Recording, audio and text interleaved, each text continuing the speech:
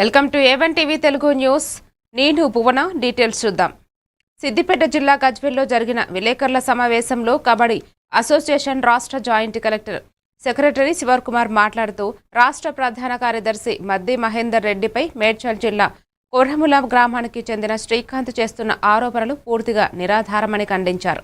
కబడ్డీ క్రీడాభివృద్ధికి మహేందర్ రెడ్డి విశేషంగా కృషి చేస్తూ క్రీడాకారులకు అనేక అవకాశాలు కల్పిస్తున్నారని తెలిపారు.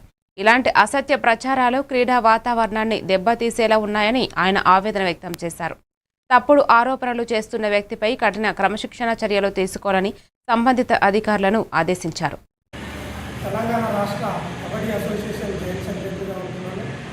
అలాగే సిద్దిపేట జిల్లా కబడ్డీ అసోసియేషన్ ప్రధాన కార్యదర్శిగా ఉన్నాను. అయితే ప్రధానంగా ఈ ప్రెస్ మీట్ నిర్వహించడానికి ముఖ్య కారణం గత కొద్ది రోజులుగా సోషల్ మీడియాలో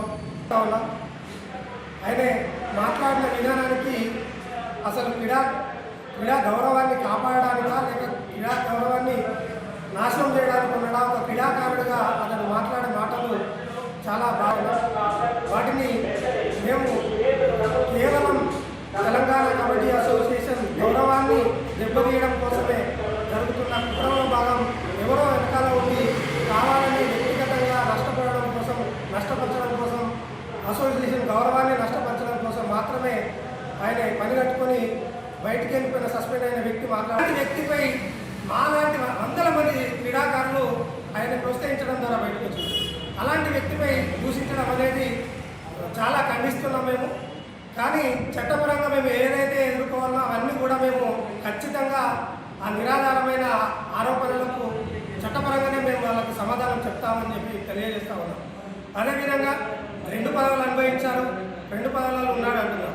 2 పదవులు అసలు నువ్వు పనిచేస్తావు కానీ ఆయనకు ఒక సర్కిల్ ఇన్స్పెక్టర్గా ఉండి ఒక హోదాలలో వేరే హోదాలు ఆయనకు అవసరం లేదు. కానీ చాలామంది క్రీడాకారులను బయటకు తీయాల్సి వస్తే 100% నేను ముంగటువంటి పనిచేస్తా అని స్వచ్ఛందంగా ఆయన సొంత డబ్బులతో ఖర్చు పెట్టుకునే వ్యక్తే తప్ప ఆయన డబ్బులకు తీసుకొని అనవసరమైన ఆరోపణలు చేస్తే మాత్రం కఠిన చర్యలు ఖచ్చితంగా తీసుకుంటామని చెప్పి హెచ్చరిస్తా ఉన్నాం.